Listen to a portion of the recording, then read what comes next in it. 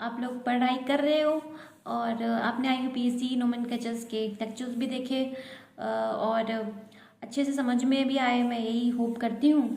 और welcome to my YouTube channel. चलिए अब स्टार्ट करते हैं। आज भी कुछ छोटे छोटे पॉइंट्स के बारे में बात करेंगे। ठीक है बेटा। सबसे पहला पॉइंट अगर मैं बात करती हूँ कि मेरे पास एक और नोट डाल के एक बात लिखनी है। ठीक है बेटा, नोट डाल के एक और बात लिखनी है। क्या है? If hydrocarbon is present in both ring and open part, then accept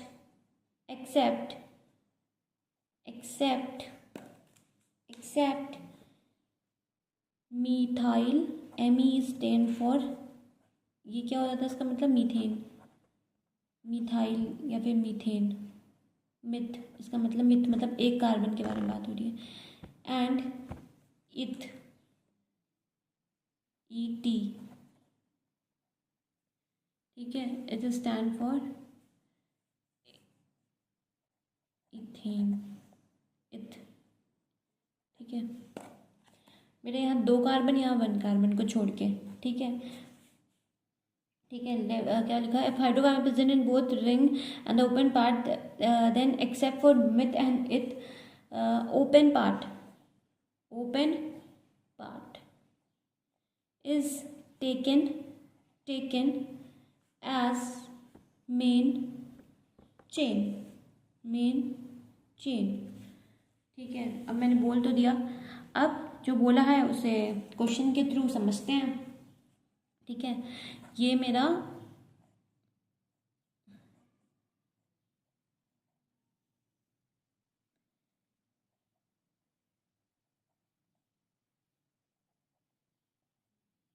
एक क्वेश्चन और ये मेरा दूसरा क्वेश्चन। इसका नाम मैंने पिछले वीडियो में बताया था। इसका नाम बेटा क्या था?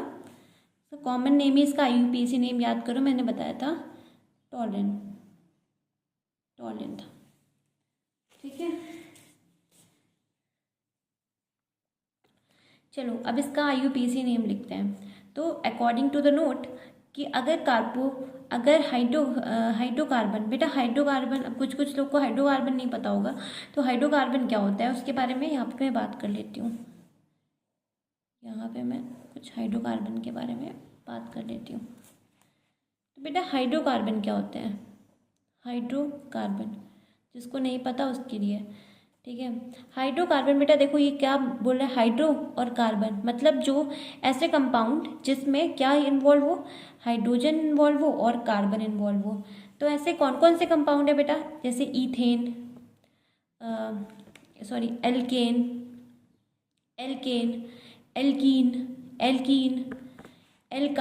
एल्काइन। ठीक है, मतलब CH3C,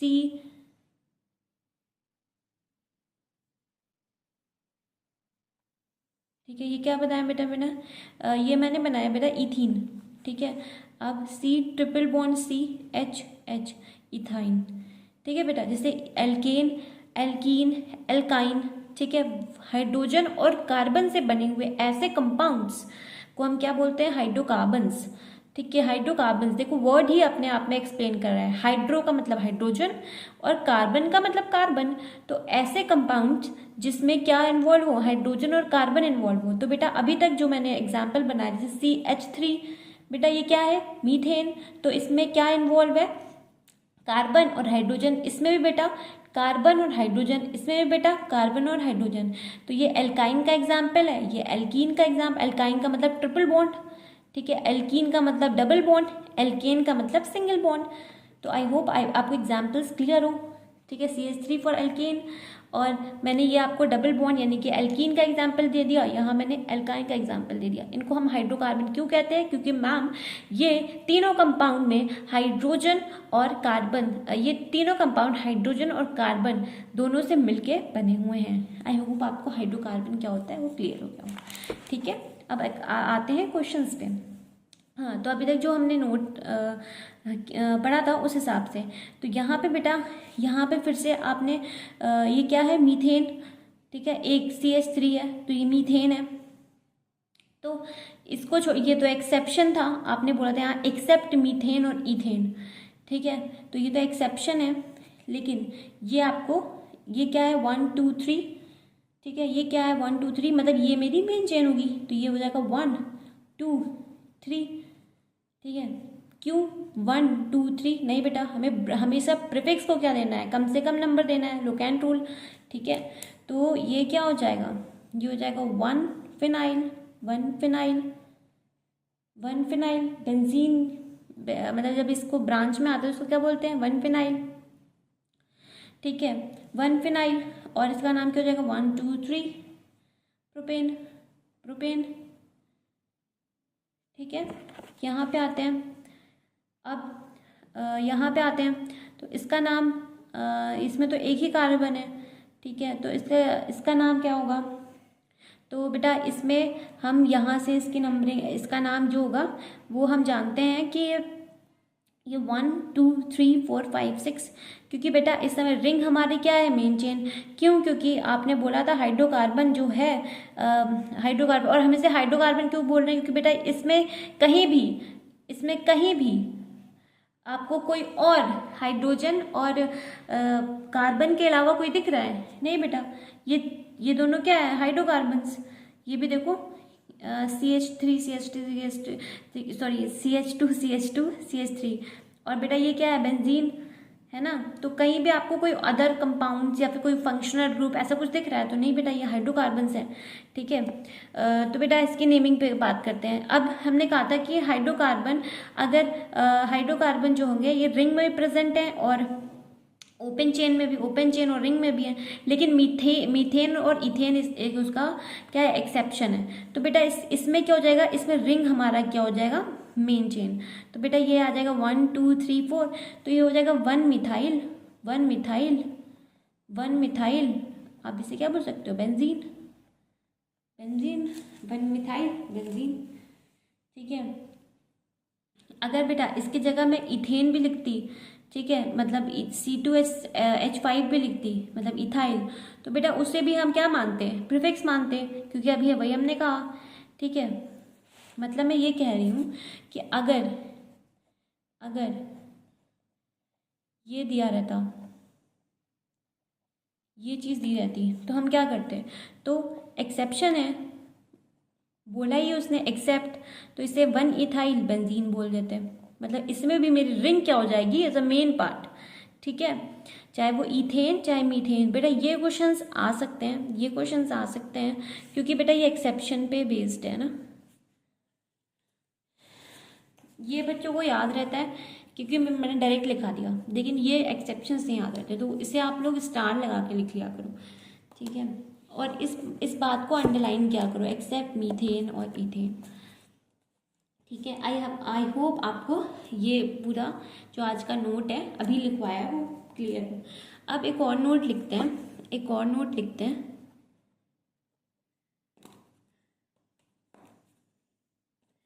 if organic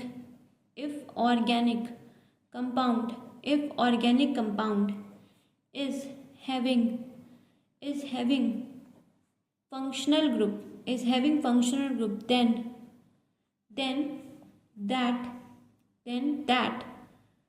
part having functional group will be taken as a main chain as a main chain। ठीक है, अगर organic compound having a functional group, then उस पार्ट को हम लेंगे जहाँ पे फंक्शनल ग्रुप है, उस चीज़ को हम, उस पार्ट को हम क्या ले लेंगे, चाहे वो चेन हो चाहे वो रिंग हो बेटा, हम उस जहाँ पे फंक्शनल ग्रुप है हम उस पार्ट को क्या ले लेंगे, एज अ मेन चेन। ठीक है, एग्जाम्पल से करते हैं तो और समझ में आएगा इसका। जैसे कि ये CH2COOH,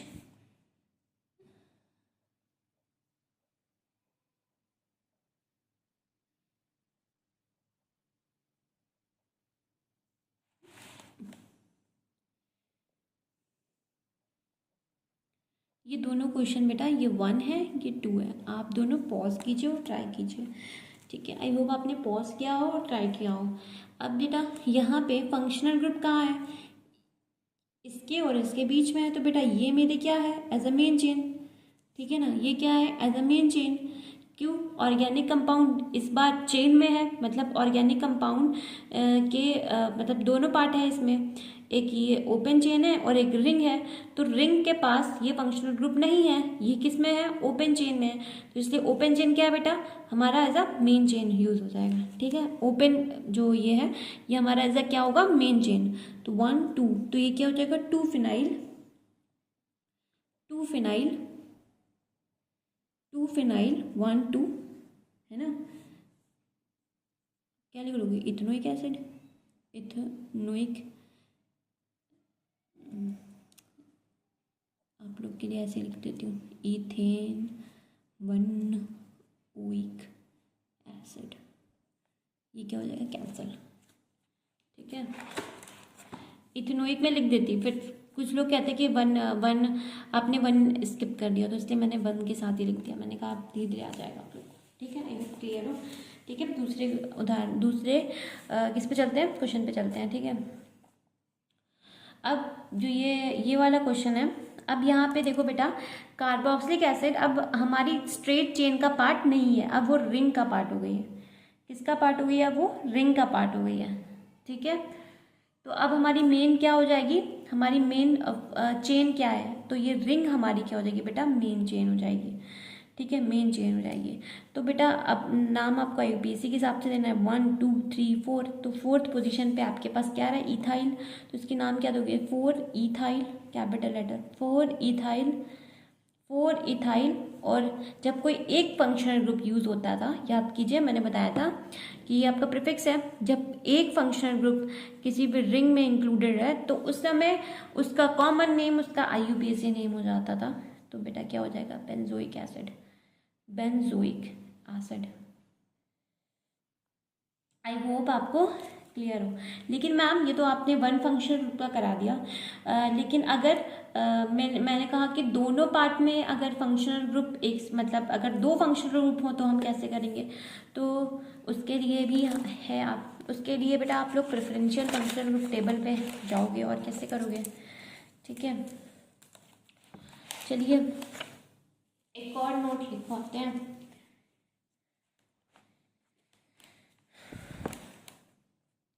नोट नंबर, ये कौन सा नोट है, 1 2 नोट हो गया था, ये तीसरा नोट है। If both, if both, both part क्या मतलब यहाँ पे बेटा, ring and open chain, and open, open, yes, open chain. ठीक है, if both part that is ring and ठीक है, if both part, if both part ring and open chain,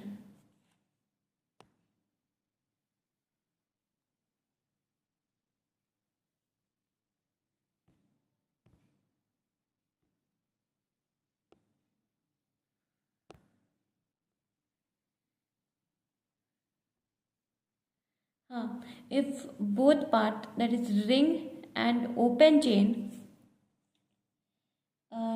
having are having functional group, then that then the part having the part having preferential functional group is taken as main chain। अब question कराती हूँ तो clear होगा। जैसे कि बेटा ये मेरा एक क्वेश्चन है और यहाँ पे मेरे पास बेटा 2 फंक्शनल ग्रुप है, ठीक है। ये क्या है, ऊपर कार्बोक्सिलिक एसिड है और अभी तक तो मैं एक फंक्शनल ग्रुप से करी थी, अब मेरे पास रिंग पे 2 फंक्शनल ग्रुप हैं। तो बेटा अब इसमें कोई एक मेरा क्या होगा, प्रीफिक्स, और बेटा एक क्या होगा, सफिक्स। तो कौन सा प्रीफिक्स कौन सा सफिक्स, इसके लिए क्या करते थे, तो क्या करते थे, आप लोग को पता होगा क्या करते थे बेटा। तो मैम आपने प्रेफरेंशियल फंक्शनल ग्रुप टेबल बताया था और उस हिसाब से हम प्रीफिक्स और सफिक्स चुनते थे, बिल्कुल। अब मैं कहूँगी बेटा बिल्कुल राइट है। अब आप कैसे चलेंगे, तो बेटा ये नीचे आता है, ये ऊपर आता है प्रेफरेंशियल फंक्शनल ग्रुप में।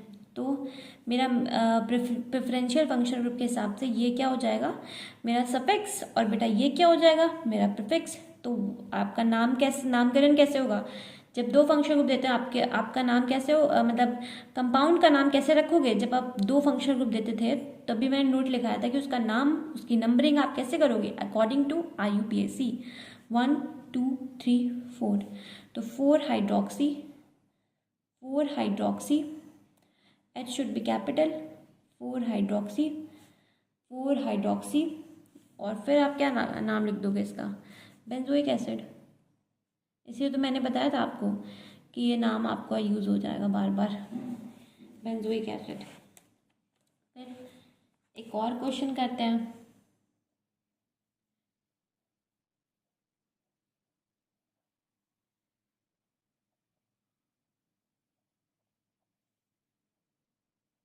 अब देखो बेटा, अब यहाँ पे तो दोनों पे फंक्शनल ग्रुप है, यानी स्ट्रेट चेन में भी फंक्शनल ग्रुप है और बेटा किस में भी फंक्शनल ग्रुप है, और रिंग में भी फंक्शनल ग्रुप है।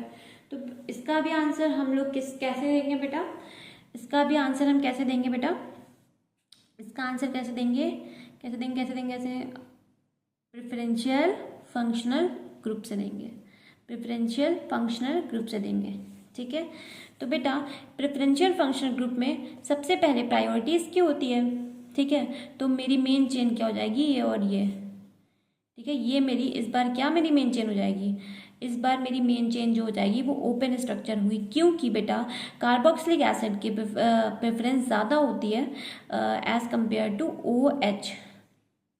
तो इसका मतलब OH मेरा प्रीफिक्स है, ठीक है। तो बेटा आप इसके नंबरिंग अब इसके चेन में OH है तो आप इसकी नंबरिंग कैसे करोगे, 1 2 3 4 मतलब प्रीफिक्स के अंदर प्रीफिक्स, ठीक है। तो बेटा 2 क्योंकि 2 पे आपने लगाया, अंदर कर दो। उसके बाद 4 हाइड्रोक्सी